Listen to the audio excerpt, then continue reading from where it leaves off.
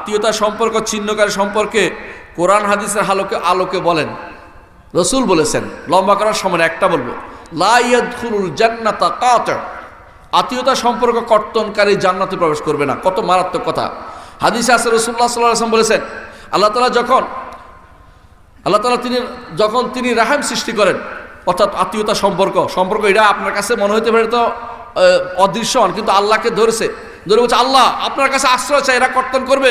বলে, তুমি কি খুশি হও না যে তোমার সাথে সম্পর্ক বজায় রাখবে তাকে আমি জান্নাত দেবো, যে তোমার সাথে তাকে আমি সাচা সম্পর্ক বজায় রাখবো, আর যে তোমার সাথে সম্পর্ক কর্তন করবে তার সাথে আমি সম্পর্ক কর্তন করবো।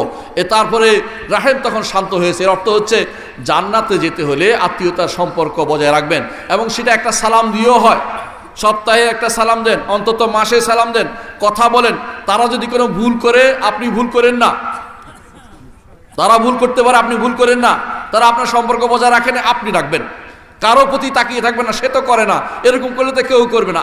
রাসূলুল্লাহ সাল্লাল্লাহু আলাইহি ওয়াসাল্লাম বলেছেন, লাইসাল ওয়াসিলু বিল মুকাফি, যে ব্যক্তি সমতা দিতে চায়, সে দিলে আমি দেব, সে দিলে আমি দেব, কাউন্টার করতে চায়, সেটা সেই ব্যক্তি কখনো আত্মীয়তা সম্পর্ক বজায়কারী নন।